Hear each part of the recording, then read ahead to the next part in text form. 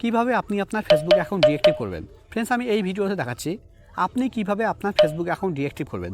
Friends, Facebook account deactive করলে আপনার Facebook account যতদিন পর্যন্ত ডিঅ্যাক্টিভ থাকবে, যেমন 5 দিন, 7 দিন, 10 দিন, যতদিনের জন্য আপনার ফেসবুক অ্যাকাউন্ট ডিঅ্যাক্টিভ থাকবে ততদিনের জন্য সার্চ করলে আপনার ফেসবুক অ্যাকাউন্ট খুঁজে পাওয়া যাবে না।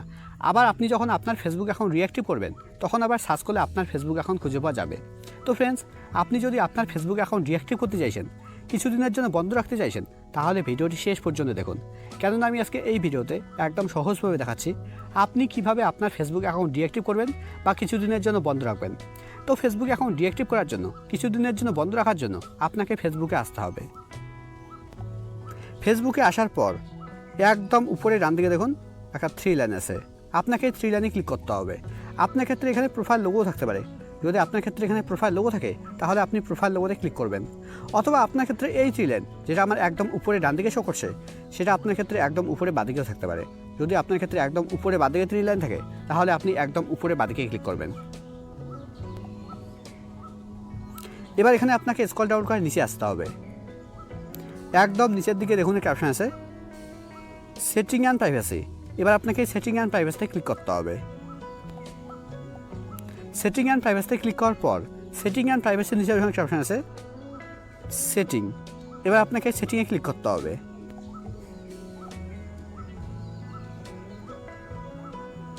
ফ্রেন্ডস, এখানে এত কিছু করার দরকার নেই। আপনি যদি এখানে আসার পর এখানে একদম উপরে ডান দিকে সেটিং আইকনে ক্লিক করেন তবুও কিন্তু সেম পেজ ওপেন হবে।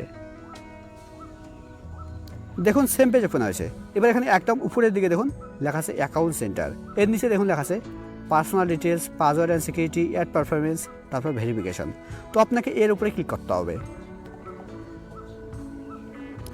এবার এখানে একদম প্রথমে দেখুন একটা অপশন আছে প্রোফাইল অ্যান্ড পার্সোনাল ডিটেলস।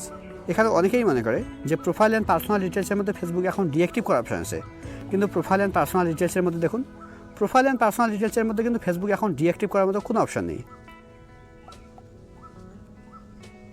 তো ফেসবুক অ্যাকাউন্ট ডিঅ্যাক্টিভ করার জন্য এখানে একদম নিচের দিকে দেখুন একটা অপশন আছে ম্যানেজ অ্যাকাউন্ট। আপনাকে ম্যানেজ অ্যাকাউন্টের উপরে ক্লিক করতে হবে। ম্যানেজ অ্যাকাউন্টের উপরে ক্লিক করার পর এবার এখানে দেখুন এখানে আমার ফেসবুক অ্যাকাউন্টের নাম শো করছে। নামের একদম উপরে ডান দিকে দেখুন একটা অপশন আছে ম্যানেজ। এবার আপনাকে ম্যানেজের উপরে ক্লিক করতে হবে। ম্যানেজের উপরে ক্লিক করার পর এবার এখানে দেখুন এখানে একটা অপশন আছে ডিঅ্যাক্টিভেশন আর ডিলিশন। এবার আপনাকে ডিঅ্যাক্টিভেশন আর ডিলিশনের উপরে ক্লিক করতে হবে। ডিঅ্যাক্টিভেশন আর ডিলিশনের উপরে ক্লিক করার পর এবার এখানে প্রথম অপশন ডিঅ্যাক্টিভ অ্যাকাউন্ট সিলেক্ট করতে হবে। এটা ডিফল্টভাবে সিলেক্ট করাই আছে।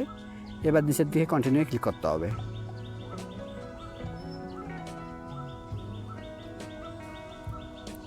কন্টিনিউ ক্লিক করার পর এবার এখানে আপনাকে আপনার ফেসবুক অ্যাকাউন্টের পাসওয়ার্ড দিতে হবে।